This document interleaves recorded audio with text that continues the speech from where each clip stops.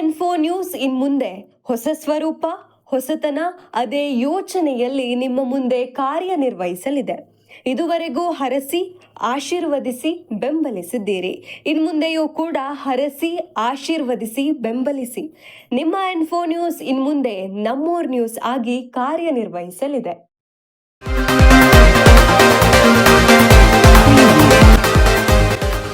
ನಮ್ಮೂರ್ ನ್ಯೂಸ್, ಇದು ನಿಮ್ಮ ಧ್ವನಿ.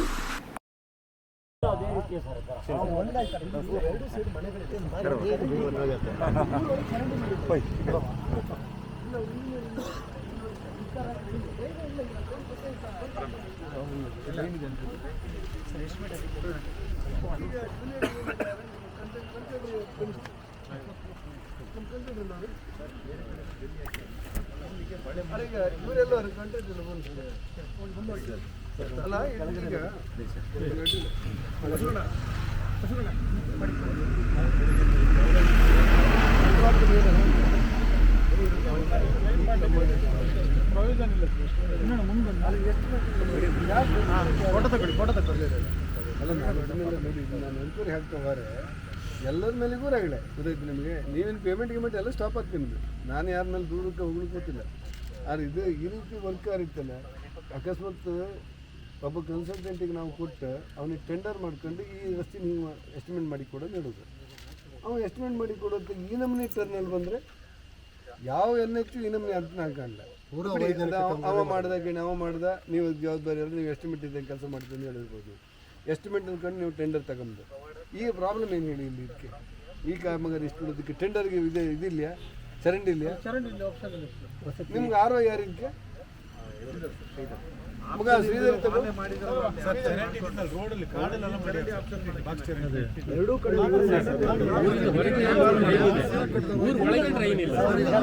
ಮನೆ ಇದ್ದಲ್ಲಿ ಚರಂಡಿ ಮನೆನೇ ಇಲ್ಲ ಎರಡು side.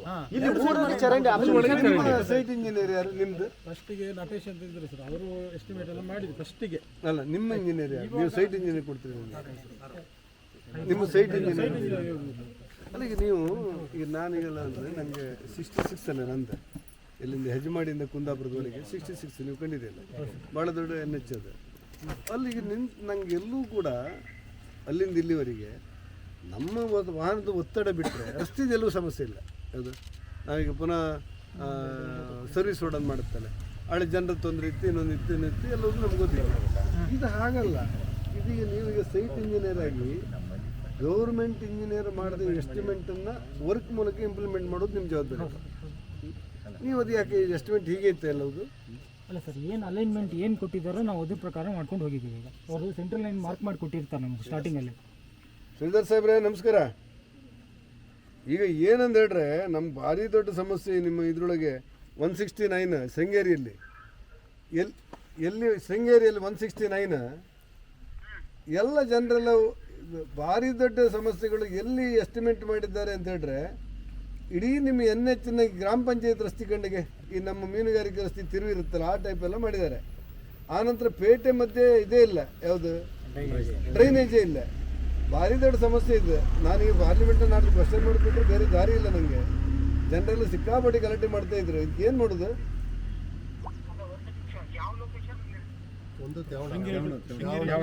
Sringeri to Tyavana, Sringeri to Tyavana. ನಾನು ನಿಮ್ಮ ಇಂಜಿನಿಯರ್ ಸಿಸ್ಟರ್ ನೀನು ಕಾಂತಿದ್ದೆ ಇದನ್ನ ಶಿಶಿ, ನೀವು ಯಾರು ಕಾಂತಿದ್ರಿ? ಪುನೀತ್ ಅಂತೇಳಿ ಯಾರು ನೋಡ್ತಾ ಇದ್ದಂತೆ, ಅವ್ರಿಗೆ ಟ್ರಾನ್ಸ್ಫರ್ ಆಯ್ತಲ್ಲ. ಪುನೀತ್ ಅಂತೇಳಿ ಯಾರು ಇದ್ರಂತೆ, ಅವ್ರಿಗೇನೋ ಟ್ರಾನ್ಸ್ಫರ್ ಆಯ್ತಂತೆ. ತ್ಯಾವಣ.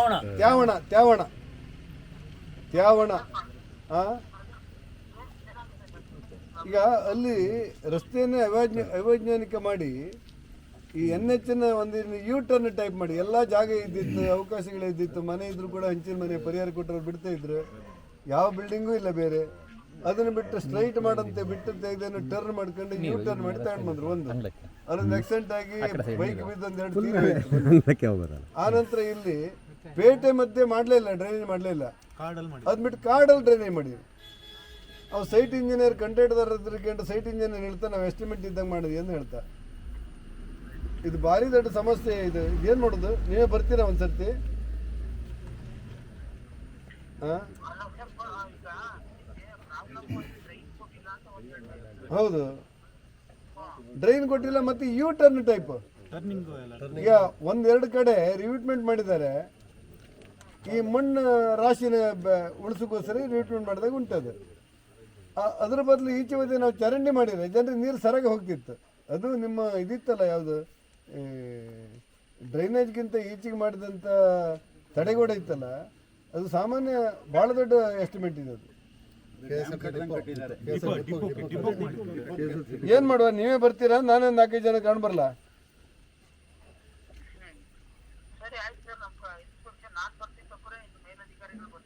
ಹಾಂ, ಅಲ್ಲ ಮತ್ತೆ ಆ ಪುನೀತರ ಬದಲಿಗೆ 2 ಜನ ಹಾಕ್ಬೇಕಲ್ಲ ನಮ್ಗೆ. ಇದಕ್ಕೆ ಇದೇ ಕಾಮಗಾರಿಗೆ 1-2 ಜನ ಬೇಕಲ್ಲ. ಈಗ ಅವರಿಬ್ಬರಿಗೆ ಇದಾಯ್ತಂತೆ, ಯಾವುದು ಟ್ರಾನ್ಸ್ಫರ್ ಆಯ್ತಂತೆ.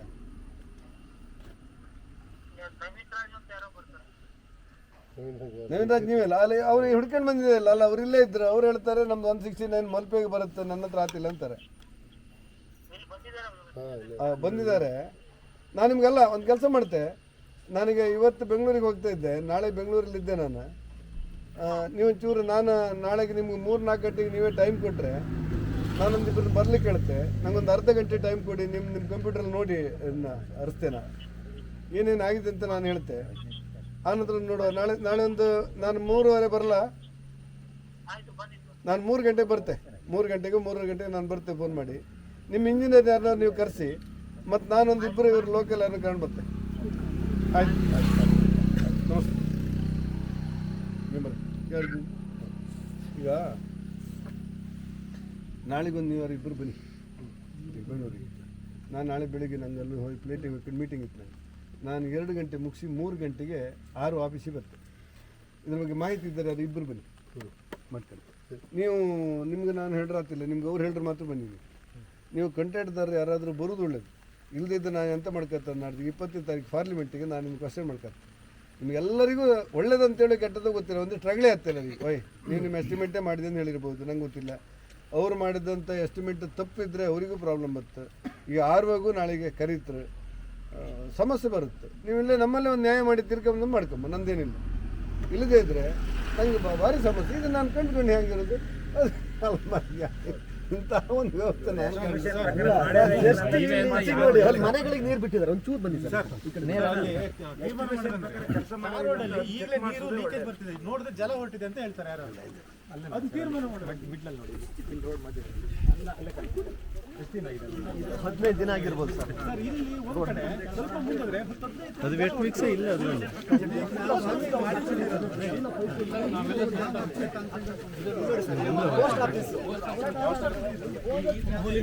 ಆಟೋದಲ್ಲಿ ವಯಸ್ಸಾದರೂ ಪೋಸ್ಟಿಗೆ ಬರ್ತಾರಲ್ಲ,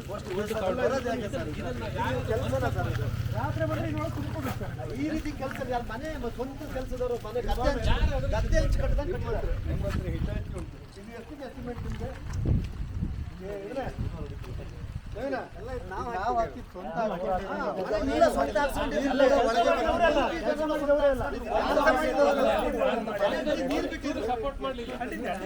ಮನೆಗಳಿಗೆ ನೀರು ಬಿಟ್ಟಿದ್ರು ಇವ್ರು ಸ್ವಂತ ಹಾಕ್ಕೊಂಡಿದ್ರು ಮನೆಯವರು. ಮಳೆ ಬಂದ್ರೆ ಪೂರಾ ಮನೆಗೆ ಬರ್ತಿತ್ತು ನೀರು. ನಾವು ಹಾಕ್ಸ್ಕೊಂಡಿರೋದು ಈಗ ನಿಮ್ಮ ಬನ್ನಿ ನೋಡಿ, ನನಗೆ ನಿಮ್ಮ ಫೋನಲ್ಲಿ ಇಲ್ಲ. ಹಾಗಂತೇಳಿ ನಾನು ನ್ಯಾಯ ಮಾಡಬೇಕಲ್ಲ. ಇದು ಮನೆಗೆ ಹೋಗ್ಬೋದು. ನಿಮ್ಮ ನಿಯಮ ಹೇಗಂದ್ರೆ, ಇಂಥ ಪ್ರಾಬ್ಲಮ್ ಬಂದರೆ ನಾವೇ ಅವ್ರಿಗೆ ಮಾಡಿ ಕೊಡೋದು. ನಿಮ್ಮ ಒಂದೇ ಬರೀ ಇಂಥ ಹಿರಿಯಡ್ಕ ಇರ್ತಾನೆ, ಹಿರಿಯಡ್ಕ ನಾವೇ ಮಾಡಿ ಕೊಡೋದು. ಆದರೆ ಅವರೇ ಹಾಕೊಂಡ್ರೆ ನಿಮಗೆ ಇದನ್ನಾರು ಕ್ಲಿಯರ್ ಮಾಡ್ತಾನೆ. ನೀವು ಅಲ್ಲಿಗೆ ಹೋಗಿ ಅದು ಸಾರ್ವಜನಿಕ ಪೋಸ್ಟ್ ಆಫೀಸ್ ವಯಸ್ಸಾದವ್ರು ಹೋಗ್ತಾರೆ. ಅದಕ್ಕೆ ಏನಾದರೂ ಇದಕ್ಕೆ ಅಗೋಚರ ಕೆಲಸ ಅಂತ ನೀವು ಇಂಜಿನಿಯರಿಂಗ್ ಮುಗುತ್ತಿಲ್ಲ. ಇದೊಂದು ನಮಗೆ ಅಗೋಚರ ಕೆಲಸ ಅಂತ. 4 ಟಿಪ್ಪರ್ ಬಿಟ್ಟು ಕೆಲಸಕ್ಕೆ ಅದಕ್ಕೆಲ್ಲ ಎಸ್ಟಿಮೇಟಿಗೆ ಇರುವುದಿಲ್ಲ. ಅಗೋಚರ ಕೆಲಸ ಅಂತ ಅದು ಕಣ್ಣಿಗೆ ಕಾಣದೇ ಇರುವ, ಆದ್ರೆ ಮಾಡ್ಬೋದು. ಅದು ಕೆಲಸಕ್ಕಿಂತ ಕಟ್ಟಿಂಗಲ್ಲಿ ಎಷ್ಟು ಹೇಳಿ ಎಲ್ಲ ಹೇಳ್ಬಿಡಿ. ಅಲ್ಲಿ ಒಂದು ಸ್ವಲ್ಪ ಡ್ರೈನ್ ಅಲ್ಲಿ ಕಟ್ಟಿಂಗಲ್ಲಿ ಇರೋದಿಲ್ಲ ಮಾಡಿಬಿಡಿ. ಅಲ್ಲ ಅದು ಕೇಳಿ ನೀವು ಅಲ್ಲ ಕಟ್ಟಿಂಗ್ ನಮ್ಮ ರಾಷ್ಟ್ರೀಯ ಊರವ್ರು ಕೇಳಿದ್ರೆ ಬಂದಿದೆ. ಊರಲ್ಲಿ ಕಟ್ಟಿಂಗ್ ರಾಷ್ಟ್ರೀಯ ನೀವು ನೋಡ್ರೆ ಸುಲಭ ಇಲ್ಲ. ನಾನು ಅದನ್ನೆಲ್ಲ ನಿಲ್ಲಿಸಿ ಎಂಥದೋ ಮಾಡಿ ಜನರ ವಿಶ್ವಾಸದ ಕಣ್ಣು ಪೂರ್ತಿ ದಿವಸ ಮಾಡೋದು ಈ ರೀತಿ ಮಾಡಿದ್ವಿ ಏನು ಹೇಳ್ತೀನಿ. ಈಗ ಒಂದು ಕೆಲಸ ಮಾಡಿ, ನೀವು ಇಂಜಿನಿಯರ್ ಯಾರು ಬರ್ತೀರಿ ಕಾಣಿಲ್ಲ ನಾಳೆಗೆ 3 ಗಂಟೆಗೆ ನಾನು ಅವ್ರಿಗೆ ಟೈಮ್ ತೆಗೆದು ಯಾರು ಬರ್ತೀರಿ ಇಲ್ಲಿಂದ ಇಬ್ಬರು ಬರ್ತಾರೆ ಏನಂತಾರೆ ಯಾರು ಸ್ವಲ್ಪ ಗೊತ್ತಿದ್ದಾರೆ, ಯಾಕೆ ಇಂಜಿನಿಯರ್ ಬಗ್ಗೆ ಸ್ವಲ್ಪ ಗೊತ್ತಿದ್ದಾರೆ. 2 ಇಂಜಿನಿಯರ್ ಸಿಕ್ಕಿದ್ರೆ 2 ಜನ 3 ಜನ ರೋಡಿಲ್ಲ. ನೀವು ಯಾರು ಹೇಳ್ತೀರಿ ಗಂಟೆ ಅವ್ರಿಗೆ ಬರ್ರಿ ಒಳಗೆ ಬರುತ್ತೆ. ನೀವು ಇಂಜಿನಿಯರ್ ಕಂಡಿಡ್ದಾರ ನನ್ನ ಜೊತೆ ನೋಡ್ಬೋದು ಸ್ಟಾಪ್ ಮಾಡಿ ಬರ್ತೇನೆ. ಹೌದು ನಾನು ನೀರೇ ಹೋಗಲ್ಲ, ಎಲ್ಲೋ ಆ ಕಡೆ ಹೋಯ್ತು. ಆ ಕಡೆ ಹೋಯ್ತು.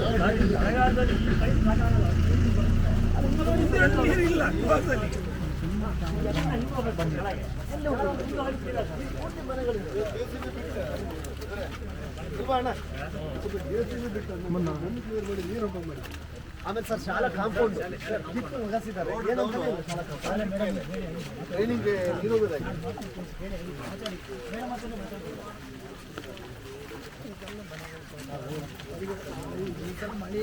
ಒಂದ್ ಕಡೆಯಿಂದ ಇವ್ರು ರೋಡ್ ಮಾಡಿದ್ರು ಹೊಡಿ ಮನೆಯಲ್ಲಿ ಮತ್ತೆ ನೀರು ತಂದು ನನಗೆ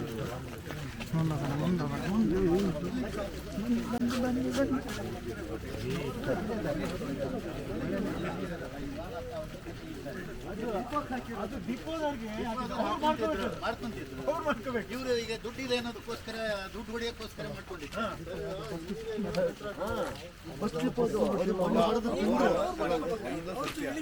ನಾನೇನು ಯಾರು ನಂಗೆ ಪರ ಇಲ್ಲ. ಈ ಡಿಪೋ ಮಾಡ್ರು ಕೂಡ ಅವ್ರಿಗೆ 8 ಅಣಿ ಇಲ್ಲ ಡಿಪೋ. ಹಾಗೆ ಏನು ಮಾಡ್ತಾರೆ, ರಾಷ್ಟ್ರೀಯ ಭದ್ರತೆ ಮಾಡ್ತಾರೆ. ಆ ರೀತಿ ನಿಮ್ದು ಅರ್ಧ ರಸ್ತೆ ದುಡ್ಡೇ ಇದಕ್ಕೆ ಹೋಯ್ತು. ಹೌದು ಹೌದು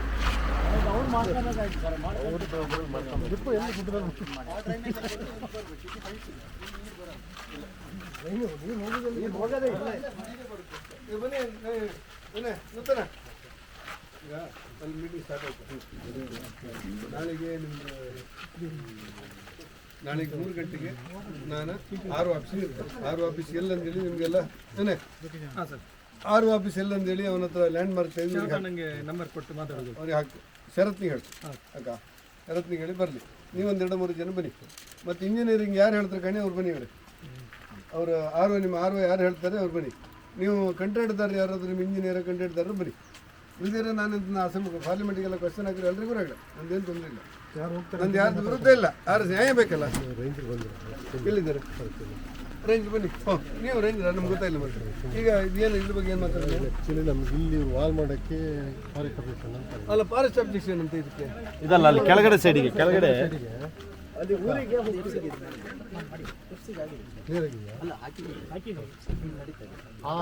ಎಲ್ಲಿ ಬಾಕಿ ಇತ್ತು? ಅಲ್ಲಿಂದ ವಾಲ್ ಅಲ್ಲ, FC ಅಂದ್ರೆ ಫಾರೆಸ್ಟ್ ಕ್ಲಿಯರ್ ಅಲ್ದ, ಅದು ಎಲ್ಲಿ ಬಾಕಿ ಇತ್ತು? ನಿಮ್ಮಲ್ಲಿ ಬಾಕಿ ಇತ್ತ ಎಂತ ಪರ್ವೇಜ್ ಅಂತದ್ದು ಇದು ಸೈಟ್ ಅಲ್ಲ ಪರ್ವೇಜ್ ಸೈಟ್ ಅದೇ ಬೆಂಗಳೂರಿಗೆ ಬಾಕಿ ಇತ್ತ ಜಿಲ್ಲೆ ಬಾಕಿ? ಒಂದು ಮಿಟಿಗೇಷನ್ ಪ್ಲಾನ್ ಮಾಡಬೇಕಿತ್ತು, ಅದು ರೆಡಿ ಮಾಡ್ಕೊಟ್ಟಿದ್ದೀನಿ ಸರ್. ಈಗ ಹೋದ್ರೆ ಅದು ಕ್ಲಿಯರ್ ಆಗ್ತದೆ. ಇಲ್ಲಿ ಈಗ ಮೊನ್ನೆ ಮಾಡ್ಕೊಟ್ಟಿದ್ದೀನಿ ಮಿಟಿಗೇಷನ್ ಪ್ಲಾನ್ ಮಾಡ್ಕೊಟ್ಟಿದ್ದ ಇವರು ಕೊಟ್ಟಿದ್ದೀವಿ. ಈಗ ಇಲ್ಲಿಂದ ಇದಕ್ಕೆ DCF ಅಪ್ರೂವ್ ಆಗುತ್ತೆ. ಇನ್ನೊಂದು RC ಕಮಿಟಿ ಮೀಟಿಂಗ್ ಆಗುತ್ತೆ ಸರ್. ಅವರು ಬೆಂಗಳೂರು ಆಫ್ ದ ಮೀಟಿಂಗ್ ಅಲ್ಲಿ ಅದು ಆನ್ಲೈನ್ ಮೀಟಿಂಗ್ RC ಮೈಸೂರವ್ರು ಮಾಡ್ಬೇಕು ಸರ್. ಮಾಡ್ಕೊಡ್ಬೇಕು. ಅದು ಇವ್ರು ಮಿಟಿಗೇಷನ್ ಪ್ಲಾನ್ ಆದಮೇಲೆ ಅವ್ರು ಇಡಬೇಕು ಸರ್. ಮೆಟೀರಿಯಲ್ ಕಳಿಸಿಕೊಡಿ, ನೀವು ಇಲ್ಲ ಬಂದಿದೆ ಸರ್, ಮಾಡಿದ್ದಾರೆ. ಕಳಿಸಿಕೊಡಿ. ನಾನು RC ಬೇಕನ್ನ ಹೇಳಿ ಡೆವಲಪ್ ಮಾಡಿದ್ರೆ ಇದೆಲ್ಲ ಕೆಲಸ ಆಗ್ತಿಲ್ಲ.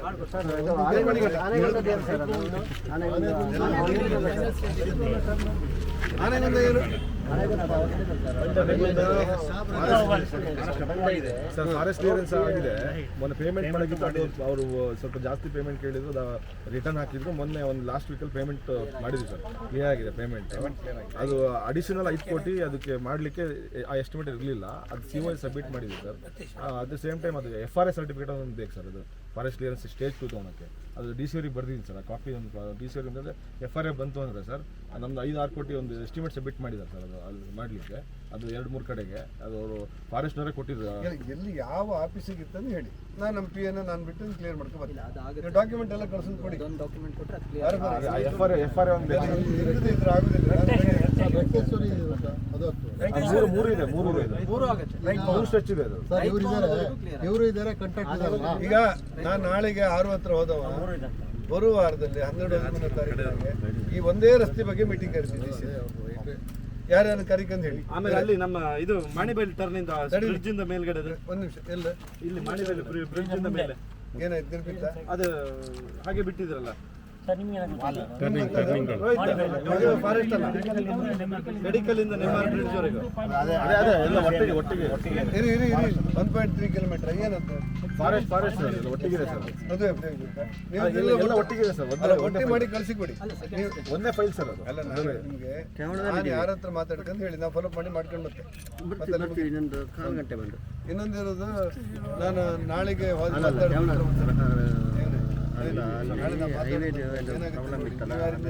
ಬನ್ನಿ. ಅವ್ರು ಹೇಳ್ತಾರೆ ಯಾರು ಇಂಜಿನಿಯರ್ ಬಾರದೇ ಇದ್ರೆ ಕಷ್ಟ. ನೀವು ಪ್ರೈವೇಟ್ ನಾಳೆ 3 ಗಂಟೆಗೆ ಮತ್ತೆ ಅಲ್ಲಿಂದ ಏನಾದ್ರು ನಿಮ್ಮ ಫಾರೆಸ್ಟ್ ಇದ್ದಿದ್ರೆ ನಾನು ಅಲ್ಲೇ ಕ್ಲಿಯರ್ ಮಾಡಿಸ್ತೀನಿ. ನಾನು ಬಂದು ಅಲ್ಲಿ ನಾಳೆ ಏನು ತೀರ್ಮಾನ ಅಂತ ನೋಡ್ಕೊಂಡು 12:13 ನಾನು DCFC ಮೀಟಿಂಗ್ ಮಾಡಿ ನೀವು 4-5 ಜನ ಬನ್ನಿ. ಸರ್ ಮಾಳ ಗೇಟ್ ಕನ್ಕೋಡ್ ಗೇಟ್ ತನಕ ಅಟ್ಲೀಸ್ಟ್ ಆ ಕಡೆ ಈ ಕಡೆ ಕ್ಲೋಸ್ ಮಾಡಿ ಒಂದು 10 ಟಿಪ್ಪರ್ ಗಾವಲ್ ಹಾಕಿದ್ರು ಸಾಕು ನೀವು ಆ ಗುಂಡಿಗೆಲ್ಲ. ಒಂದು ಮಾತು ಇವ್ರು DFO ಅಂತ ಹೇಳಿದ್ರು. ಇದು ಬಾವಿ, ಸಾರ್ವಜನಿಕ ಬಾವಿ, ಡ್ರೈನ್ ನೀರು ಅದಕ್ಕೆ ಹೋಗ್ತಾ ಇದೆ. ಸೀಪೇಜ್ ಆಗ್ತಿದೆ ಅದು ಡ್ರೈನ್ ಬಾವಿ ಕ್ಲಿಯರ್ ಮಾಡಿ ಅದೆಂತ ಮಾಡಿ ಅದನ್ನ ಮಾಡಿ ಸರಿ ಮಾಡಿ ಕೊಡಿ. ಟೀಚರ್ ಬಂದಿದ್ದಾರೆ ಕಾಂಪೌಂಡ್ ಸರ್ ಇಲ್ಲಿ ಮನೆ ಹಂಗೆಲ್ಲ ಬನ್ನಿ ಟೀಚರ್ ಬನ್ನಿ. ಕಾಂಪೌಂಡ್ ಎಷ್ಟು ಮಕ್ಕಳಿದ್ರು ಶಾಲೆಯಲ್ಲಿ? 6 ಮಕ್ಕಳಿದ್ರು.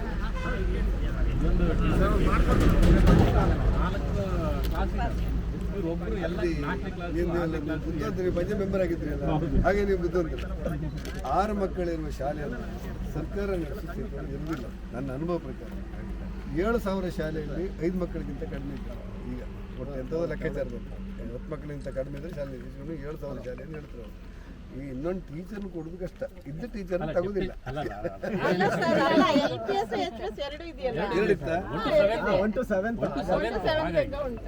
ಏನು ನೋಡಿದೀಗ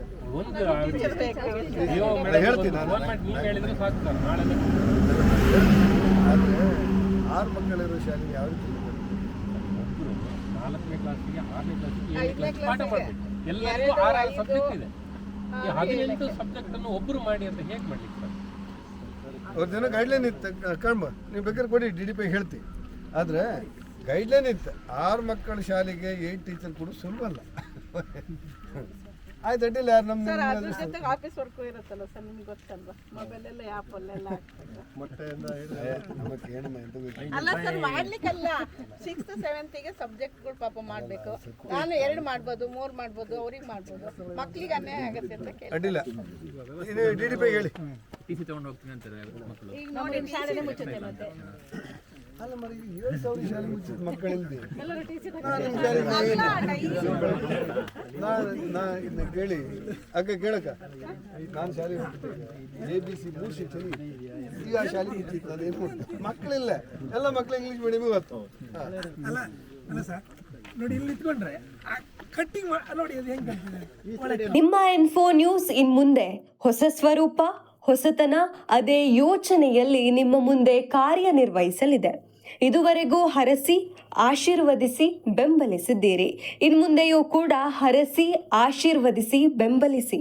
ನಿಮ್ಮ ಇನ್ಫೋ ನ್ಯೂಸ್ ಇನ್ಮುಂದೆ ನಮ್ಮೂರ್ ನ್ಯೂಸ್ ಆಗಿ ಕಾರ್ಯನಿರ್ವಹಿಸಲಿದೆ.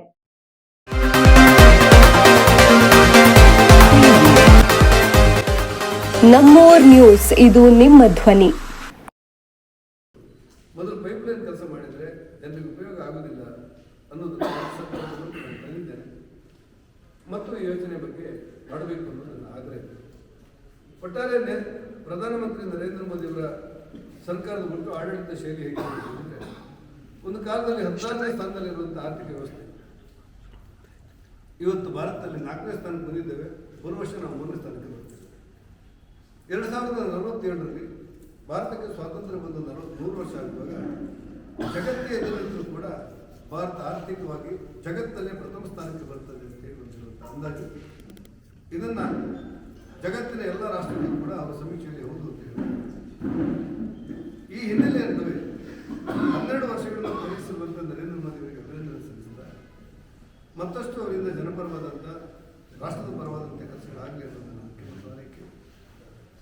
ಈ ಮಧ್ಯೆ ನಿನ್ನೆ SIR ಅನ್ನ ಅಧಿಕೃತವಾಗಿ ಮನೆ ಮನೆಗೆ ಭೇಟಿ ಕೊಡುವಂಥ ಕೆಲಸ ನಾನು ರಾಜ್ಯ ಸರ್ಕಾರಕ್ಕೆ ಆಗ್ರಹಪಡಿಸಿದ್ದೆ. ತುಂಬ ಜನ ಅಂಗನವಾಡಿಯ ಶಿಕ್ಷಕಿಯರು ಬಂತು. ನಮಗಿರುವುದೇ ಒಂದು ಅಂಗನವಾಡಿಯಲ್ಲಿ ನನ್ನ ಸಹಾಯಕಿ ಕೂಡ ಇಲ್ಲ, 10-12 ಮಕ್ಕಳಿದ್ದಾರೆ. ನನ್ನನ್ನು SIR ಹೋಗ್ತಾ ಇದ್ರೆ ಸಸ್ಪೆಂಡ್ ಮಾಡ್ತೇನೆ ಅಂತ ಹೇಳ್ತಾರೆ. ನಾವು ಯಾಕೆ ಬದುಕುದು ಅಂತ ಕೇಳ್ತಾರೆ. ಈಗ ಅಂಗನವಾಡಿಯಲ್ಲಿ ಸಹಾಯಕಿ ಆಗಿದ್ರೆ ಅದನ್ನಾರು ಬಿಡಿ, ಸಹಾಯಕೂ ಇಲ್ಲದೆ ಇರುವಂಥ ಅಂಗನವಾಡಿಯಲ್ಲಿ SIR ತೆಗೆದು ಈ ಅಂಗನವಾಡಿ ಶಿಕ್ಷಕನಾಗ್ತಾರೆ, ಈ ಮಕ್ಕಳ ಸ್ಥಿತಿ ಏನು ಅನ್ನುವಂಥ ಚರ್ಚೆಗೆ ನಾನು ಮತ್ತೆ ಸರ್ಕಾರಕ್ಕೆ ಆಗ್ರಹಪಡಿಸಿದ್ದೇನೆ. SIR ಮಾಡೋದು ಮೂಲ ಉದ್ದೇಶ ಇರುವುದು ಭಾರತ ದೇಶದ ಪ್ರಜೆಗಳಿಗೆ ಮತ ಕೊಡಲಿಕ್ಕೆ, ಭಾರತೀಯರಿಗೆ ಮತ. ಸನ್ಮಾನ್ಯ ಸಿದ್ದರಾಮಯ್ಯನವರು ನಿನ್ನೆ ಬಹಳ ಆರ್ಭಟದ ಮೂಲಕ ಪ್ರಜಾತಂತ್ರದ ವ್ಯವಸ್ಥೆಗೆ ಧಕ್ಕೆ ಅಂತಾರೆ. ಈ ಪ್ರಜಾತಂತ್ರದ ವ್ಯವಸ್ಥೆಗೆ ನೈಜವಾದಂಥ ಮತದಾರರಿಗೆ ಮತ ಹಾಕಲಿಕ್ಕೆ ಅವಕಾಶ ಕೊಡುವ ಸಂದರ್ಭದಲ್ಲಿ ಪ್ರಜಾತಂತ್ರ ವ್ಯವಸ್ಥೆಗೆ ಧಕ್ಕೆ ಆಗುವುದು ಹೇಗೆ ಅಂತ ನಾನು ಕೇಳ್ತೇನೆ. ಮತ್ತು ಯಾರು ಭಾರತೀಯರಲ್ಲ, ಉದಾಹರಣೆಗೆ ಯಾವುದೋ ಒಂದು ಕಾಫಿ ತೋಟದಲ್ಲಿ ಬಾಂಗ್ಲಾದೇಶಿಯರು ಬಂದು ಅವರದ್ದೇ ಆದ ಒಡಂಬಡಿಕೆಯ ಮೂಲಕ ಕೆಲಸಗಳನ್ನು ಮಾಡಿ ಅಲ್ಲಿ ಅವರು ಮತ ಹಾಕಿದ್ದಾರೆ.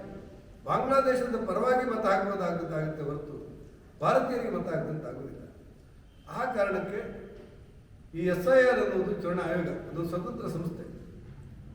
ಆ ಸಂಸ್ಥೆಯ ಮೂಲಕ ನೈಜವಾದ ಮತದಾರರನ್ನು ಗುರುತಿಸುವುದು, 18 ವರ್ಷ ತುಂಬಿದಂಥ ಮತದಾರರಿಗೆ ಅವಕಾಶಗಳನ್ನು ಕೊಡುವುದು, ಮತದಾರರು ಯಾರು ಇದ್ದರೆ ಅದನ್ನು ಡಿಲೀಟ್ ಕೊಡುವುದು.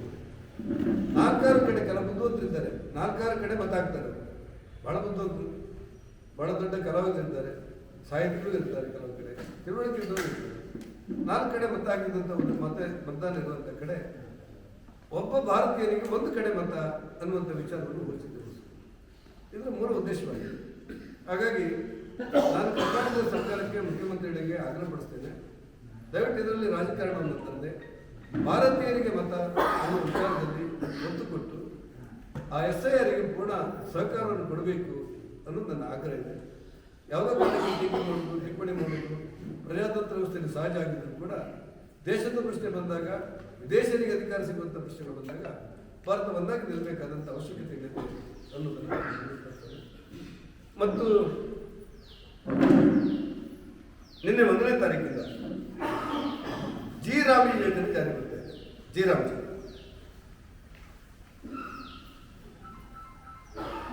ನರೇಗಾ ಯೋಜನೆಯನ್ನ ಜಿ-ರಾಮ್ಜಿ ಅಂತ ಹೆಸರು ಬದಲಿಸಿದ್ದಕ್ಕೆ ಒಂದಷ್ಟು ಟೀಕೆಗಳು ಬಂದವು.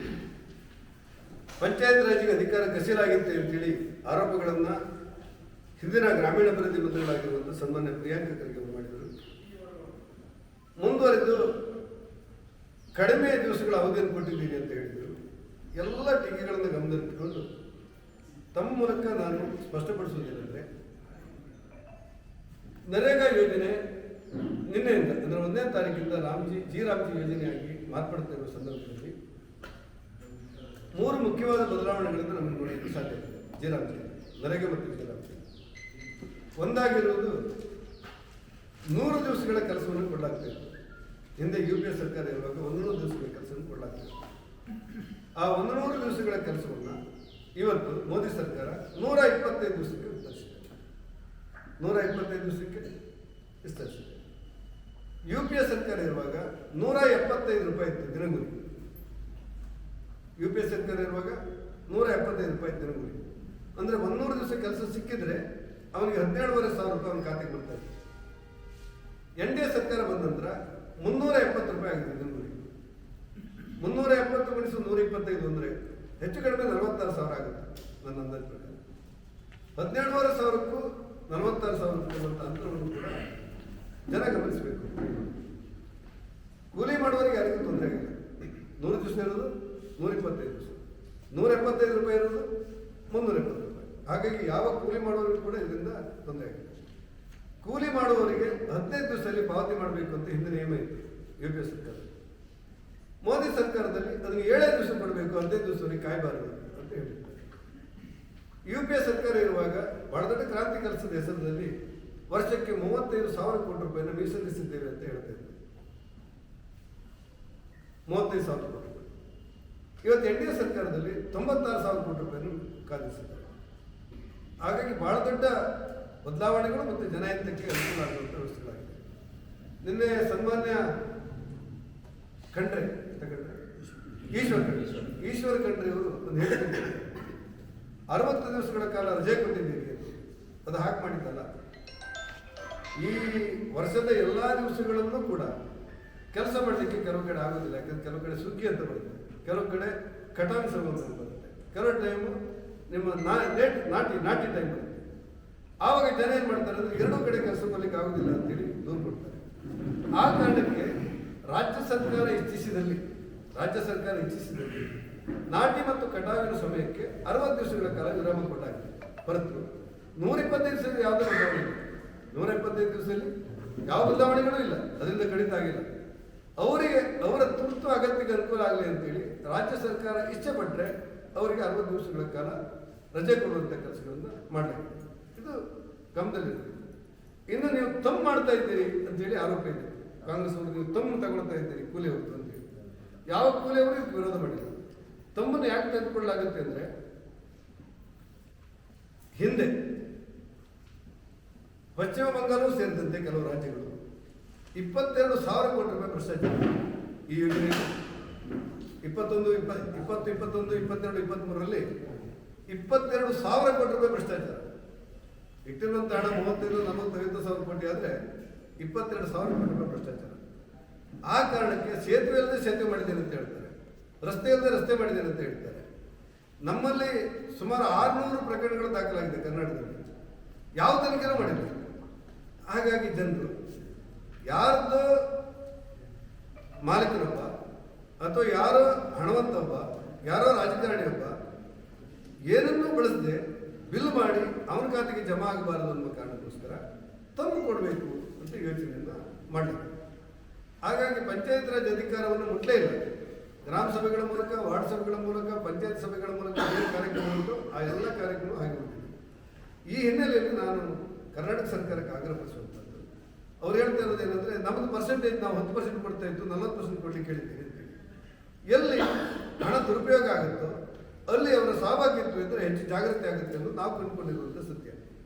ಆ ಹಿನ್ನೆಲೆಯಲ್ಲಿ ಜನರ ಪರವಾಗಿ, ಬಡವರ ಪರವಾಗಿ ಪರಿಷ್ಕೃತವಾಗಿರುವಂಥ ಜಿ ಕಾಯ್ದೆಗೆ ಎಲ್ಲ ಒಟ್ಟಾಗಿ ಬೆಂಬಲ ಕೊಡಬೇಕು ಅಂತೇಳಿ ತಮ್ಮ ಮೂಲಕ ನಾನು ರಾಜ್ಯ ಸರ್ಕಾರಕ್ಕೆ ಆಗ್ರಹಿಸ್ತೇನೆ.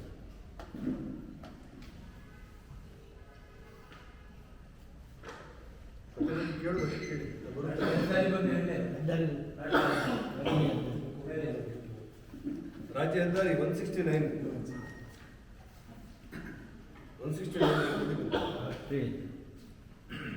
ಶೃಂಗೇರಿ ಟು ತನಿಕೋಡು ಮಾಡಗೇಟ್ ರಸ್ತೆ, ಇದು ಕಾರ್ಕಳ ಈಗ ನೋಡಿ ಬಂದಿದ್ದಲ್ಲ. ಅಲ್ಲ, ಏನು ಈ ಮಾಳ ಟು SK ಬಾರ್ಡರಿಗೆ 12 ಕಿಲೋಮೀಟರ್, SK ಬಾರ್ಡರಿಂದ ತನಿಕೋಡಿಗೆ 17 ಕಿಲೋಮೀಟರ್, ಒಟ್ಟಿಗೆ 29 ಕಿಲೋಮೀಟರ್ ರಸ್ತೆ. ನನ್ನ ಅನುಭವಕ್ಕೆ ಬಂದಂತೆ ಅದು 99ನೇ ಇಸ್ವಿಯಲ್ಲಿ ಮೇಲ್ದರ್ಜೆ ರಾಷ್ಟ್ರೀಯ ಹೆದ್ದಾರಿ, ಅದೊಂದು 100 ಎಕರೆ ಜಾಗ ಕೊಡಬೇಕಾಗಿತ್ತು ಯಾರಿಗೆ, ಅರಣ್ಯ ಇಲಾಖೆಯವರಿಗೆ. ಅದು ಹಾಗೆ ಪೆಂಡಿಂಗ್ ಉಳಿದ್ಬಿಡ್ತು. ಕಡೆಗೆ ನಾನು ಸುಮಾರು ಒಂದು ವರ್ಷದಿಂದ ಪ್ರಯತ್ನ ಪಟ್ಟು ಒಂದು ಜಿಲ್ಲೆಯಲ್ಲಿ 100 ಎಕರೆ ಜಾಗ ಕೊಡಿಸೋದನ್ನು ನಿನ್ನೆ ಮನೆ ಕೊಡಿಸಿದೆ ಅವರಿಗೆ, ಅರಣ್ಯ ಇಲಾಖೆ. ಹಾಗಾಗಿ ಒಂದು ಸುಮಾರು 560 ಕೋಟಿ ರೂಪಾಯಿ ಅನ್ನೋದು ಟೆಂಡರ್ ಪ್ರಕ್ರಿಯೆ ಹೋಗಿದೆ. ಇನ್ನು ಕೆಲಸಕ್ಕೆ ಚಾಲನೆ ಸಿಗುತ್ತೆ. ಯಾವುದು ಮಾಳ ಮತ್ತು ತನಿಕೋಡು SK ಮಾಡ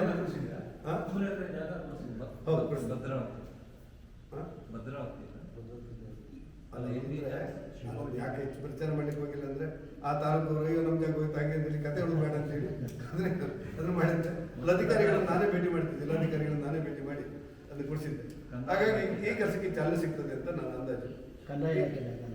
ಕಂದಾಯ ಇಲಾಖೆ ಜಾಗವನ್ನು ಅರಣ್ಯ ಇಲಾಖೆಗೆ ಹಸ್ತಾಂತರಿಸಬೇಕು. ಇನ್ನೊಂದೇನೆಂದ್ರೆ, ಮೂಕ್ತಿಹಳ್ಳಿ ಮೂಡಿಗೆರೆ ಸುಮಾರು 29 ಕಿಲೋಮೀಟರ್. ಅದು ಬೇರೆ ಬೇರೆ ಕಾರಣಕ್ಕೆ 13-14 ಮೀಟಿಂಗ್ ಮಾಡಿದ್ರು ಕೂಡ ಆಗಿರಲಿಲ್ಲ.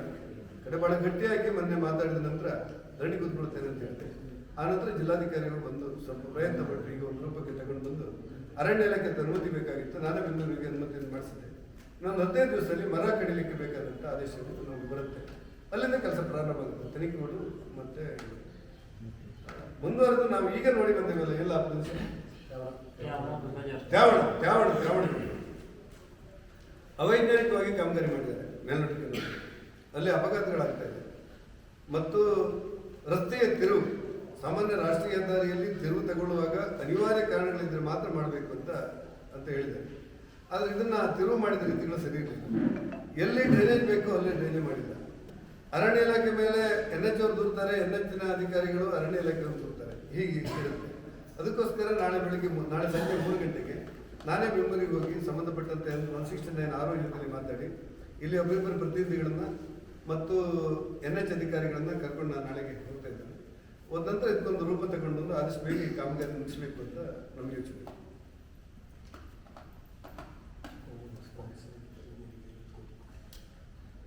ಶೃಂಗೇರಿಯ ಹುಣಸೆಹಳ್ಳಿಯಿಂದ ಪ್ರಾರಂಭವಾಗಿ ಮುಂದುವರೆದ ಕಾಮಗಾರಿಗೆ 50 ಕೋಟಿ ರೂಪಾಯಿಯನ್ನ CRF ಫಂಡಲ್ಲಿ ಮಂಜೂರಾಗಿದೆ. ಒಂದು ಸಮಾಧಾನ ಏನಂತ ಹೇಳಿದ್ರೆ 118 ಕೋಟಿ ರೂಪಾಯಿ ನಮ್ಮ ಕ್ಷೇತ್ರಕ್ಕೆ ಬಂದಿದೆ. ಉಡುಪಿ ಚಿಕ್ಕಮಗಳೂರು ಕ್ಷೇತ್ರಕ್ಕೆ ಹೆಚ್ಚು ಭಾಗ ಚಿಕ್ಕಮಗಳೂರು ಜಿಲ್ಲೆಗೆ ಬಂದಿದೆ. ಆ 118 ಕೋಟಿ ರೂಪಾಯಿನ ಬಿಡುಗಡೆ ಮಾಡೋದಕ್ಕೆ ನಾನು ಮಾನ್ಯ ಗಡ್ಕರಿ ಅವರಿಗೆ ಅಭಿನಂದನೆಗಳನ್ನು ಹೇಳಿದ್ದೆ. ಸಹಜವಾಗಿ ರಾಜ್ಯ ಸರ್ಕಾರ ಅದನ್ನು ಶಿಫಾರಸು ಮಾಡಿರುತ್ತೆ ಇಲಾಖೆ ಮೂಲಕ. ಹಾಗಾಗಿ ನಾನು ಇಲ್ಲಿ ಯಾವುದೇ ಚರ್ಚೆ ಮಾಡಲಿಕ್ಕೆ ಹೋಗ್ತಾ ಇಲ್ಲ. ಯಾರೇ ಆದರೂ ಕೂಡ ಕೇಂದ್ರ ಸರ್ಕಾರ ಇಷ್ಟು ಹಣವನ್ನು ಕೊಟ್ಟಿದೆ ಅಂತ ಒಂದು ಸಮಾಧಾನ ಸಿಗುತ್ತೆ. ರೈಲು ಸಂಪರ್ಕ ಈ ಶೃಂಗೇರಿಯ ಮೂಲಕ ಮಂಗಳೂರಿಗೆ ತಲುಪಬೇಕು ಅಂತ ಇದೆ. ಈ ಮಧ್ಯದಲ್ಲಿ ಎನ್ನಾರ್ಪುರದವರು ಮತ್ತು ಕೊಪ್ಪದವರು ಬಂದು ನಮ್ಮ ರೈಲು ಹೇಳಿ ಬಂದಿತ್ತು ಬ್ರಿಟಿಷ್ ಕಾಲದಲ್ಲಿ. ಅದನ್ನು ಸರಿಪಡಿಸಬೇಕು ಅಂತ ಹೇಳಿದ್ದಾರೆ. ಅದಕ್ಕೋಸ್ಕರ ಮೊನ್ನೆ ಸರ್ತಿ ಮೀಟಿಂಗ್ ಕರೆದಿದೆ. ಎಲ್ಲ ಅಧಿಕಾರಿಗಳು ತಮ್ಮ ಮಾಹಿತಿ ಇಟ್ಕೊಂಡು ಬರ್ತೇವೆ ಅಂತ ಹೇಳಿದ್ದಾರೆ. ಬಹುತೇಕ 10 ರಿಂದ 12ನೇ ತಾರೀಕು ಒಂದು ಮೀಟಿಂಗ್ ಕರೆದು ಅಂತಿಮ ಮಾಡಿ ಹೆಚ್ಚು ಅನುಕೂಲ ಆಗುವಂಥ ವ್ಯವಸ್ಥೆಗೆ. ಯಾಕಂದರೆ ಒಂದಷ್ಟು ಜನ ಪರಿಸರವಾದಿಗಳು ಬಂದು ನೋಡಿ ಇದರಲ್ಲಿ ಪರಿಸರ ಸಮಸ್ಯೆ ಇದ್ದಾರೆ. ಆದರೆ ಇವತ್ತಿನ ಕಾಲದಲ್ಲಿ ಜನರಿಗೆ ಅನುಕೂಲ ಆಗುವ ದೃಷ್ಟಿಯಿಂದ ಹೆಚ್ಚು ಅನುಕೂಲ ಆಗುವಂಥ ವ್ಯವಸ್ಥೆಗೆ ನಾವು ಹೋಗ್ಬಿಡ್ತೀವಿ. ಹಾಗೆ ಮಾಡ್ತೀವಿ. ಹುಣಸಹಳ್ಳಿ ಶೃಂಗೇರಿ ರಸ್ತೆ ಹೇಳಿದ್ರಲ್ಲ, ಅದು ಅಗಲೀಕರಣ ಅಂತ ಇದಕ್ಕೆ ಡಾನ್ ಮಾಡ್ತೀವಿ. ಅಲ್ಲ, ಈ CSR ಫಂಡಲ್ಲಿ ಇರುವ ರಸ್ತೆಯನ್ನು ದ್ವಿಪಥ ಮಾಡೋದಿಲ್ಲ. ಅದನ್ನು ಸ್ವಲ್ಪ ಚರಂಡಿನೂ ಸೇರಿದಂತೆ ಅಗಲೀಕರಣ ಮಾಡ್ತಾರೆ ಮತ್ತು ಇರುವ ರಸ್ತೆಯನ್ನು ದುರಸ್ತಿ ಮಾಡ್ತಾರೆ. CSR ಫಂಡ್ ಹಾಕ್ತಾರೆ. ಅಂದರೆ 1 ಟೈಮ್ ಸೆಟಲ್ಮೆಂಟ್ ಅದಕ್ಕೆ CSRಗೆ CRF ಫಂಡಿಗೆ 1 ಟೈಮ್ ಸೆಟಲ್ಮೆಂಟ್ ಮಾಡ್ತಾರೆ. ಅಂದರೆ PWD ರಸ್ತೆ ಮೇಲ್ದರ್ಜೆಗೆ ಇರುವಾಗ 1 ಟೈಮ್ ಸೆಟಲ್ಮೆಂಟ್ ಮಾಡ್ತಾರೆ. ಒಂದು ಆತಂಕದ ಸಂಗತಿ ಅಂದರೆ ಕರ್ನಾಟಕ ಸರ್ಕಾರ, ಸಿದ್ದರಾಮಯ್ಯ ಸರ್ಕಾರ, ಈಗ DK ಶಿವಕುಮಾರ್ ಸರ್ಕಾರ ಅನೇಕ ಗ್ಯಾರಂಟಿ ಯೋಜನೆಗಳಲ್ಲಿ ಕಡಿತ ಮಾಡುವಂಥ ಒಂದು ವ್ಯವಸ್ಥೆ ಇರುತ್ತೆ. ನಾನು ಆರಂಭದಲ್ಲೇ ಹೇಳಿದ್ದೆ, ನಿಮಗಿರುವಂಥ ಆರ್ಥಿಕ ಶಕ್ತಿಯಲ್ಲಿ ಈ ಗ್ಯಾರಂಟಿಗಳನ್ನು ಪೂರೈಸೋದು ಕಷ್ಟ ಅಂತೇಳಿ ನಾನು ಹೇಳಿದ್ದೆ. ಆವಾಗ ಒಂದಷ್ಟು ಟೀಕೆಗಳು ಟಿಪ್ಪಣಿಗಳು ಚರ್ಚೆ ಆಗಿತ್ತು. ಈಗ 1,25,000 ಗೃಹಲಕ್ಷ್ಮಿ ಕೊಡ್ತೇನೆ ಅಂತೇಳಿ ರಾಜ್ಯ ಸರ್ಕಾರ ಪ್ರಕಟಿಸಿದೆ. ಇವತ್ತಿನ ಅಂಕಿಅಂಶಗಳ ಪ್ರಕಾರ ಸುಮಾರು 15 ಲಕ್ಷ ಗೃಹಲಕ್ಷ್ಮಿಗಳು ಕಡಿತಗೊಳ್ತಾ ಇದೆ. 15 ಲಕ್ಷ. ಒಂದು ಮನೆಯಲ್ಲಿ 3 ಜನ 4 ಜನ ಇದ್ರೆ ಒಂದು 50 ಲಕ್ಷ ಜನರ ಮೇಲೆ ಅದು ಬಾಧಕ ಆಗುತ್ತೆ. ಸಾಮಾನ್ಯವಾಗಿ 15 ಲಕ್ಷಕ್ಕೆ ಮೀರಿ ಗೃಹಲಕ್ಷ್ಮಿ ಕಡಿತ ಆಗ್ತದೆ. ಹೆಚ್ಚು ಕಡಿಮೆ ಅಷ್ಟಕ್ಕಿಂತ ಸ್ವಲ್ಪ ಕಡಿಮೆ ಪ್ರಮಾಣದಲ್ಲಿ ಈ ಮನೆಗೆ ವಿದ್ಯುತ್ ಕೊಡುವುದು, ಗ್ರಾಹ್ಯತೆ ಕೂಡ ಕಡಿತ ಮಾಡ್ತಿದ್ದಾರೆ. ಶಕ್ತಿ ಯೋಜನೆಯಲ್ಲಿ ಮಹಿಳೆಯರಿಗೆ ಉಚಿತವಾಗಿ ಕೊಡುವಂಥದ್ದನ್ನು ಕಡಿತ ಮಾಡ್ತಿದ್ದಾರೆ. ಯುವನಿಗೆ ಕಡಿತ ಮಾಡ್ತಾ ಇಲ್ಲ. ಯಾಕಂದ್ರೆ ಯಾರಿಗೆ ಕೊಟ್ಟದ್ದೇ ನೆನಪಿ ಬರ್ತಾ ಇಲ್ಲ. ಕೊಟ್ಟದ್ದೇ ನೆನಪಿ ಬರ್ತಾ ಇಲ್ಲ. ಹಾಗಾಗಿ ಅದು ಹೆಚ್ಚು ಕಡಿತ ಮಾಡ್ತಾರೆ ಅಂತ ಅನಿಸಿಲ್ಲ. BPL ಕಾರ್ಡು ಹೆಚ್ಚು ಕಡಿಮೆ ಒಂದು 16-17 ಲಕ್ಷ BPL ಕಾರ್ಡ್ ಕಡಿತ ಆಗ್ತದೆ. ಯಾವ ಮಟ್ಟವನ್ನು ತಲುಪಿದೆ ಅಂದರೆ ಇದು ಬಡವರಿಗೆ ಒಂದು ಕೈಯಲ್ಲಿ ಕೊಟ್ಟು ಮತ್ತೊಂದು ಕೈಯಲ್ಲಿ ತಗೊಂಡಂತ ಒಂದು ವ್ಯವಸ್ಥೆಗಳು ತಗೊಂಡ್ತಾ ಇದೆ. ಇದರಿಂದಾಗಿ ನಾನು ಹೇಳ್ತಾ ಇರೋದು, ಬಡವರ ವಿಧವಾ ವೇತನ, ಅಂಗವಿಕಲ ವೇತನ, ವೃದ್ಧಾಪ್ಯ ವೇತನ, ಮದುವೆ ಆಗಲಿಲ್ಲ ಅನ್ನುವ ಕಾರಣಕ್ಕೆ ನಮ್ಮ ಸರ್ಕಾರ ಕೊಟ್ಟಂತ ಮಲ್ಲೊಂತರ, ಇವುಗಳನ್ನೆಲ್ಲ ನೀವು ಕಡಿತ ಮಾಡ್ತಾ ಹೋದ್ರೆ ಯಾರೊಬ್ಬರು ಗಂಡ ಹೆಂಡತಿ ಬರ್ತಾರೆ ನನ್ನ ಹತ್ರ. ನಮ್ಮ ಮಕ್ಕಳೆಲ್ಲ ಎಲ್ಲೆಲ್ಲೋ ಇದ್ದಾರೆ, ಅವ್ರವ್ರ ಕಷ್ಟ ಅವ್ರಲ್ಲಿ ಜಾಸ್ತಿ ಆಗಿದೆ. ನಾವು 1,200 ರೂಪಾಯಿ ಪೆನ್ಷನ್ ಸಿಕ್ಕಂತ ಗಂಡ ಹೆಂಡತಿ ಬದುಕ್ತಾ ಇದ್ದೀವಿ. ನಾವಿನ್ನು ಬದುಕುದು ಹೇಗೆ ಅಂತ ಕೇಳ್ತಾರೆ. ಉತ್ತರ ಕೊಡ್ಲಿಕ್ಕೆ ಸರ್, ಒಬ್ಬ ವಿಧವೆ ನನ್ನ ಗಂಡ ತೀರಿ ಹೋಗಿ ಕೆಲವು ವರ್ಷ ಆಯ್ತು, ನಾನು ನೆಮ್ಮದಿಯಲ್ಲಿ ಬದುಕ್ತಾ ಇದ್ದೆ, ಕನಿಷ್ಠ ಸಹಾಯ ಆಗ್ತಿತ್ತು ನನಗೆ, ಯಾಕಂತ ಗೊತ್ತಿಲ್ಲ ತೆಗೆದಿದ್ದಾರೆ ಅಂತ ಹೇಳ್ತಾರೆ. ಅಂಗವಿಕಲರು ಬರ್ತಾ ಇದ್ದಾರೆ. ಈ ಅವಿವಾಹಿತರಾಗಿ 50 ವರ್ಷ 40 ವರ್ಷ ಆದವರು ನಾವು ಇದೊಂದು ಆಧಾರ ಆಗಿತ್ತು ನಮಗೆ, ಅದು ನಮಗಿಲ್ಲಲ್ಲ ಅಂತ ಹೇಳ್ತಾರೆ. ಸರ್ಕಾರಕ್ಕೆ ಯಾಕಿಲ್ಲ ಅರ್ಥ ಆಗುದಿಲ್ಲ ಅಂತ ನನಗೆ ಗೊತ್ತಿಲ್ಲ. ಒಂದು ವೇಳೆ ತೀರಿ ಹೋದವರಿದ್ರೆ ಸಮೀಕ್ಷೆ ಮಾಡಿ 24 ಗಂಟೆಯಲ್ಲಿ ವಿಮೆ ಕೊಡ್ತಾರೆ ಒಂದು ಮನೆಯಲ್ಲಿ. ಯಾರಾದರೂ ತೀರಿ ಹೋದವರಿದ್ರೆ ನೀವು ಕೊಡ್ಲಿಕ್ಕೆ ಕೊಡಿ ಅಂತ ಹೇಳಿ, ಅದಕ್ಕೋಸ್ಕರ ಪುನಃ ಅರ್ಜಿ ತಗೊಳ್ಬೇಕು ಅನ್ನೋದ್ರಲ್ಲಿ ಅರ್ಥ ಇಲ್ಲ. ಹಾಗಾಗಿ ಎಲ್ಲ ವ್ಯವಸ್ಥೆಯನ್ನು ಕೂಡ ಸರ್ಕಾರ ಇಡುತ್ತಾ ಇದೆ ಅಂತ ನನಗೆ ಅನಿಸುತ್ತೆ. SIR ಅನ್ನಂತೂ ಕೇಂದ್ರ ಸರ್ಕಾರವನ್ನು ದೂರದ ಬಿಟ್ಟರೆ ಮತ್ತೇನು ಅವ್ರು ಮಾಡ್ತಾ ಇಲ್ಲ. ಎಲ್ಲ ಯೋಜನೆಗಳನ್ನು ಅನುಷ್ಠಾನ ಮಾಡಿ ಬಡವರಿಗೆ ಸಹಾಯ ಮಾಡಬೇಕಾದಂಥ DKಶಿ ಸರ್ಕಾರ ವಿನಾಕಾರಣ ಗೊಂದಲದ ಗೂಡಾಗಿರುವಂಥ ಪರಿಸ್ಥಿತಿಗಳು ನಿರ್ಮಾಣ ಆಗ್ತದೆ. ಆ ಹಿನ್ನೆಲೆಯಲ್ಲಿ ಸಾರ್ವಜನಿಕರು ಇದನ್ನು ಗಮನಿಸಬೇಕು. ಕೇಂದ್ರ ಸರ್ಕಾರ ಜನಹಿತಕ್ಕೆ, ಜನಮತಕ್ಕೆ ಮತ್ತು ಜನರ ಅನುಕೂಲಕ್ಕೆ ತಕ್ಕಂತೆ ಯೋಜನೆಗಳನ್ನು ರೂಪಿಸ್ತಾ ಇದ್ದರೆ, ರಾಜ್ಯ ಸರ್ಕಾರ ಕೊಟ್ಟ ಅಧಿಕಾರವನ್ನು, ಕೊಟ್ಟ ಅವಕಾಶವನ್ನು ವಾಪಸ್ ಪಡೀತಾ ಇರುವಂಥ ದುರಂತದ ನಡುವೆ ಇವತ್ತು ರಾಜ್ಯ ಸರ್ಕಾರ ಹೆಜ್ಜೆ ಆಗ್ತಿದೆ. ಒಂದು ರಾಜಕೀಯ ಪಕ್ಷವಾಗಿ ನಾವು ಇದನ್ನು ಬಹಳ ದಿವಸಗಳ ಕಾಲ ನೋಡ್ತಾ ಇರಲಿಕ್ಕೆ ಸಾಧ್ಯ ಇಲ್ಲ. ಪ್ರಜಾಪ್ರಭುತ್ವದಲ್ಲಿ ಆಳುವವರು ಅಧಿಕಾರ ತಗೊಂಡು ಓಟ್ ತಗೊಂಡವರು, ಇಲ್ಲ ನಿಮ್ಗೆ ಗೃಹಲಕ್ಷ್ಮಿ ಅಂತ ಕೊಡ್ತೇ ಹೇಳಿದ್ದವುದು, ಈಗ ನಾವು ಕೊಡೋದಿಲ್ಲ ಅಂತ ಹೇಳಿದರೆ, ನಾವು ನನ್ನ ಹೆಂಡತಿಗೂ ಬಸ್ಸಲ್ಲಿ ಫ್ರೀ, ನನ್ನ ಹೆಂಡತಿಗೂ ಬಸ್ಸಲ್ಲಿ ಫ್ರೀ ಅಂತೇಳಿ ಹೇಳಿದವರು, ಅದು ಕಾಕಾ ಪಾಟೀಲ ಮಾದೇವ, ಕಾಕಾ ಪಾಟೀಲ ಮಾದೇವಪ್ಪ ಇಬ್ಬರಿಗೂ ನಿನ್ನ ಹೆಂಡತಿಗೂ ಫ್ರೀ, ನನ್ನ ಹೆಂಡತಿಗೂ ಫ್ರೀ ಅಂತ ಹೇಳಿ, ಅಲ್ಲ ಒಂದ್ ಹೆಂಡತಿ ಮಾತ್ರ ಫ್ರೀ, ಮತ್ತೊಂದು ಹೆಂಡತಿ ಫ್ರೀ ಇಲ್ಲ ಅಂತ ಹೇಳಿ ಕೇಳಲಿಕ್ಕೆ ಆಗುದಿಲ್ಲ. ರಾಜಾತಿ ಕೊಡ್ತೇನೆ ಉಚಿತ ಅಂತ ಹೇಳಿದವರು, ಉಚಿತ ಖಚಿತ ಅಂತ ಹೇಳಿದವರು, ಕೆಲವರಿಗೆ ಮಾತ್ರ ಕೊಡ್ತೇವೆ ಅಂತ ಹೇಳಿದ್ರೆ ಕೇಳೋದಿಲ್ಲ. ಹುಡುಗರಿಗೆಲ್ಲ ವಿದ್ಯಾವಂತರೆಲ್ಲ ಬನ್ನಿ ಅಂತ ಹೇಳಿದವರು, ಇವತ್ತು ನಮ್ಗೆ ಸಂಬಂಧ ಇಲ್ಲ ಅಂತ ಹೇಳಿದ್ರೆ ಕೇಳಲಿಕ್ಕೆ ಆಗೋದಿಲ್ಲ. ನೀವು ಪೆನ್ಷನ್ ಅನ್ನು ಬಿಟ್ಟು ಓಲ್ಡ್ ಏಜ್ NOP ಅಲ್ಲ OAP ಹಳೆ ಪಿಂಚಣಿ, ಸರಿಯಾ, ಹಳೆ ಪಿಂಚಣಿ ಕೊಡ್ತೇನೆ, ಎಲ್ಲ ಸರ್ಕಾರಿ ನೌಕರರು ನಮ್ಗೆ ಓಟ್ ಹಾಕಿ ಅಂತೇಳಿ, ಈ ಓಟ್ ಹಾಕಿದ ನಂತರ ಹಳತು ಇಲ್ಲ ವಸ್ತು ಇಲ್ಲ ಅಂತ ಹೇಳಿದ್ರನ್ನ ಕೇಳಲಿಕ್ಕೆ ಆಗೋದಿಲ್ಲ. ಅದಕ್ಕೋಸ್ಕರ ಭಾರತೀಯ ಜನತಾ ಪಕ್ಷ ಯೋಚನೆ ಮಾಡ್ತಾ ಇದ್ದೇವೆ. 12 ದಿವಸ ಹೋಗ್ತಾ ಇದೆ. ಈಗ ಹೋದ ತಕ್ಷಣ ಸರಿಯಾದ ಲೆಕ್ಕ ಸಿಗುತ್ತೆ ನಮಗೆ. ಆ ಸಿಕ್ಕಿದ ತಕ್ಷಣ ಆ ಬಡವರ ಪರವಾಗಿ ನಿಂತು ಹೋರಾಟ ಮಾಡುವಂಥ ಹಕ್ಕನ್ನು ಕಾಯ್ದಿರಿಸಿಕೊಂಡಿದ್ದೇವೆ. DKಶಿ ಸರ್ಕಾರಕ್ಕೆ ನಮ್ಮ ಎಚ್ಚರಿಕೆ.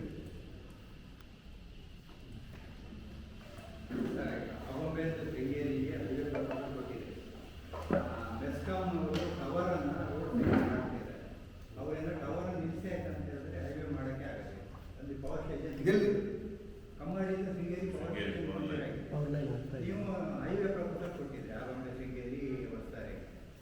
ಈಗ ಅವರು ರೋಡ್ ಸೈಡ್ ಕೆರಡಿ ಮೇಲೆಲ್ಲ ಟವರ್ ನಿಲ್ಲಿಸ್ತಾ ಇದ್ದಾರೆ. ಮೆಸ್ಕಾಂ ಟವರ್ ಅಮರಡಿಯಿಂದ ಶೃಂಗೇರಿಗೆ ಎಕ್ಸ್ಪ್ರೆಸ್ ಲೈನ್ ಏನ್ ಮಾಡ್ತಾ ಇದ್ರೆ ಡ್ರೈನೇಜ್ ಪಕ್ಕನೇ ಅಲ್ಲ, ಬದಲಾಯಿಸಿದ್ದು ಹೇಳಿಬಿಡಿ. ಅವ್ರು ಯಾರು ಕಂಟೆಂಟ್ ಮಾಡಿರ್ತಾರೆ ಬದಲಾಯಿಸಿದ್ರು. 66 KVA ಕಮಾಡಿದೆಯಲ್ಲ, ಅಲ್ಲ ಅದನ್ನೇ ಈಗ ಅದು ಯಾವ್ದಂತ ಹೇಳಿ ಇವತ್ತು ನೀವು ಕೇಳಿದ್ರೆ ನಾನು ಅವ್ರನ್ನ ಕರೆದೊಂದು ಪ್ಲೇಸ್ ಬದಲಾಯಿಸಿ ಹಾಗಾದ್ರೆ ಸುಮ್ಮನೆ ಕೂತ್ಕೊಂಡು ನಿಂತಿದ್ದೀವಿ ಶಿವಣ್ಣ, ನೀವು ಸುಮ್ಮನೆ ಅಲ್ಲ, ಅವ್ರು ಹಾಕಿದ್ರೆ ಅವ್ರು ಕಾತ ಸುಮ್ಮನೆ ಕೂತ್ಕೊಂಡಿರ್ತಾರೆ. ನಿಮ್ಮ 1 ತಿಂಗಳ ಹಿಂದೆ ಮೊಬೈಲ್ನಲ್ಲಿ ನಾನು ಒಂದು ಮೆಸೇಜ್ ಕಳ್ತೀನಿ. ಮೆಸೇಜ್ ಕಳಿಸಿರಿ, ಏನದು ಹೇಳಿ. ಅಲ್ಲ, ನಾನಂದು ನೀವು ಕಳಿಸದಿದ್ರೆ ನಾನು DC ಕಳಿಸಿರ್ತೀನಿ. ಅದೇನಾಗಿದೆ ನಂಗೆ ಗೊತ್ತಿರೋದಿಲ್ಲ. ಅಲ್ಲ, ನಡೀತಾನೆ ಇತ್ತಂದ್ರೆ ನೀವು ಸ್ವಲ್ಪ ಗಟ್ಟಿ ನಿಲ್ಲೋದು ಬೇಡವಾ? ಎಲ್ಲದೂ ಮೊಬೈಲಲ್ಲಿ ಆಗುತ್ತೆ ಅಂದ್ರೆ ಕೆಲಸ. ಮೆಸೇಜ್ ಹಾಕಿದ್ರೆ ಪೂರ ಕೆಲಸ ಆಗುತ್ತಾ ನಿಮ್ಗೆ ಗೊತ್ತಿಲ್ಲ. ನಾನು ನಿಮ್ಗೆ ಮೆಸೇಜ್ ಹಾಕಿದ್ರೆ ಪೂರ್ತಿ ಮಾಡ್ತೀನಿ. ನೀವು ಬುದ್ಧಂತರ ನೋಡಿ ಯಾವ ರೀತಿ ಮಾತಾಡೋದು.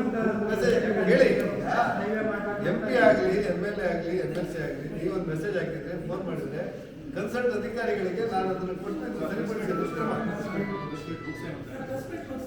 ನೀವು ಪ್ರಸ್ತಾರ ಮಾಡಿದ್ದೀರಿ ಅಂತ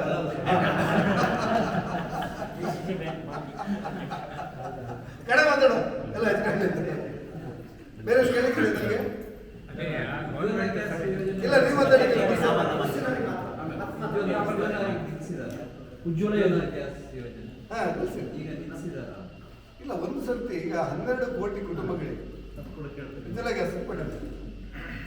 ಇನ್ನು ಹೊಸದಾಗಿ ಯಾರಾದರೂ ಮನೆ ವಿಭಜನೆ ಆದವರು ಏನಾದ್ರು ಅಂದ್ರೆ ಹಳೆ ಮನೆ ಕಟ್ಟಿ ಹೊಸ ಕಟ್ಟದಿದ್ರೆ ಅದೇ ಅವ್ರಿಗೆ ಉಜ್ವಲ ಗ್ಯಾಸ್, ಅದ್ರಲ್ಲಿ ಬೇರೆ ಬದಲು. ಇನ್ನೇನಾದ್ರೂ ಮನೆ ವಿಭಜನೆ ಮಾಡ್ಕೊಂಡವ್ರಿದ್ರೆ ಅವ್ರು ಎಷ್ಟಿದ್ದಾರೆ ಏನಿದ್ದಾರೆ ನೋಡ್ಬೇಕು. ಆ ಉಜ್ವಲ ಗ್ಯಾಸ್ ನಿಲ್ಲಿಸಿಲ್ಲ. ಏನಾಗಿದೆ ಇವತ್ತು ಈ ತೈಲ ರಾಷ್ಟ್ರಗಳ ನಡುವೆ ಯುದ್ಧ ಆದಾಗ, ಪ್ರಪಂಚ ಯುದ್ಧ, ನಿಮ್ಮ ರಾಮಚಂದ್ರ ಗುಹಾ ಅಂತೇಳಿ ನಿಮಗೆಲ್ಲ ಪರಿಚಿತರು, ಬಹಳ ದೊಡ್ಡ ಲೇಖಕರು. ಅವ್ರಿಗೆ ದಿವಸಕ್ಕೆ 2 ಲೇಖನ ಬಂದ್ರೆ 3 ಸಲ ಜನ ಮೋದಿಗೆ ಬೈಬೇಕು. ಅವರಿಗೆ ಅದೇ ರೀತಿ ಎಡಪಂಥೀಯ ಬಹಳ ವಿಚಾರವಾದಿ.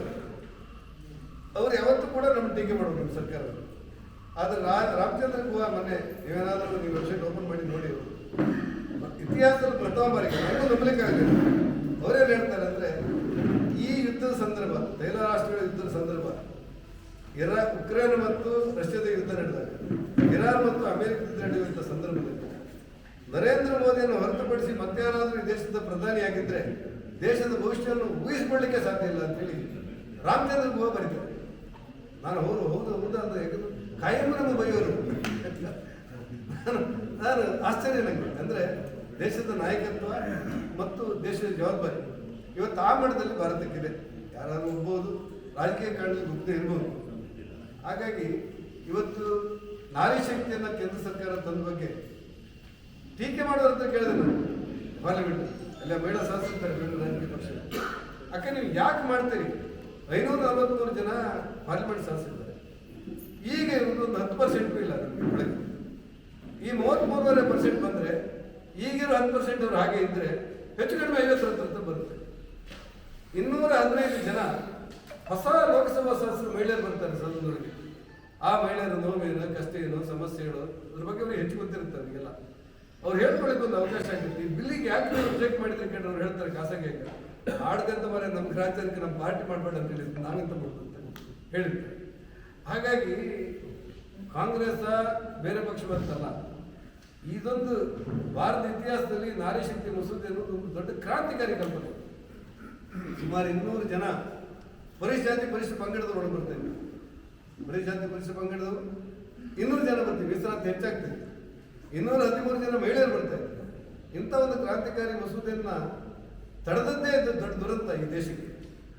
ಆದರೆ ಮತ್ತೊಮ್ಮೆ ನರೇಂದ್ರ ಮೋದಿ ಅವರು ಹೇಳ್ತಾರೆ, ಅಮಿತ್ ಶಾ ಅವರು ಹೇಳ್ತಾರೆ, ನಮ್ಮ ರಾಷ್ಟ್ರೀಯ ಅಧ್ಯಕ್ಷರು ಹೇಳ್ತಾರೆ, ನಿತಿನ್ ನವೀನ್ ಅವರು, ಎಂಥ ದಂಡ ಆದರೂ ಬಿಟ್ಟಿಲ್ಲ, ಮುಂದಿನ ದಿನಗಳಲ್ಲಿ ನಾವು ತರ್ತೇವೆ ಅಂತ ಹೇಳಿರೋದು ಒಂದು ಆಶಾದಾಯಕ ಪರಿಸ್ಥಿತಿ.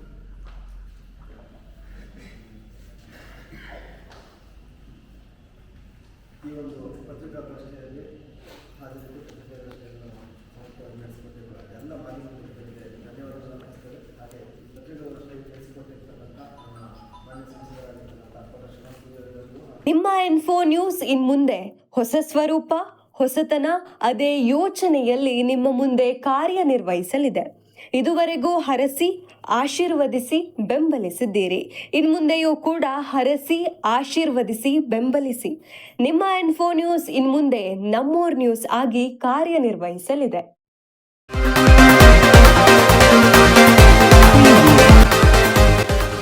ನಮ್ಮೋರ್ ನ್ಯೂಸ್, ಇದು ನಿಮ್ಮ ಧ್ವನಿ.